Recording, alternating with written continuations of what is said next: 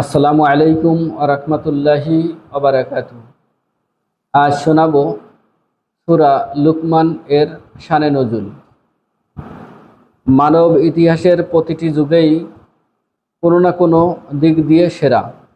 যেমন আমরা বর্তমান যুগকে বলে থাকি তথ্য প্রযুক্তির যুগ। এই তো সেদিনও আমরা বলতাম বিজ্ঞানের যুগ। ঠিক তেমনি রাসূল সাল্লাল্লাহু আলাইহি ওয়াসাল্লামের সময় আরবে চলছিল সাহিত্যের যুগ। রসে ভরা কবিতা কিংবা ভাবে আটা কাব্য সবই ছিল তখন।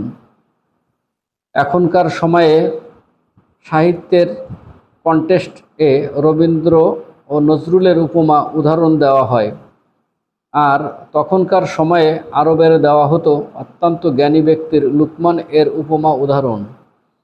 সেটি এমন এক সময় যখন কাফিররা আল্লাহ রাসূলকে বারবার ফিরিয়ে দিচ্ছে।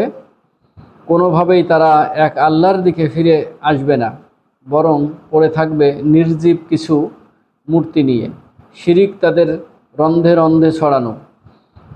এমন পরিস্থিতিতে আল্লাহ নাজিল করলেন সূরা লুকমান। টেনে আনলেন তাদের পরিচিত লুকমান হাকিমের প্রসঙ্গ। তাদের সামনে তুলে ধরলেন লুকমান হাকিমের কিছু বক্তব্য। তিনি তার পুত্রকে কিছু উপদেশ দিয়েছিলেন। সেই উপদেশমালা আল্লাহ সযত্নে বসিয়ে দিলেন এই সূরায়। আর মক্কায় মুশরিকদের বোঝাতে চাইলেন, তোমরা তো তোমাদের কাব্যকথার যার উক্তি তুলে আনো, দেখো তার নিজের কথা কি ছিল।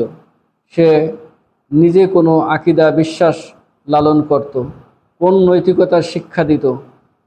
তাহলেই তো তোমাদের চোখ খুলে যাবে।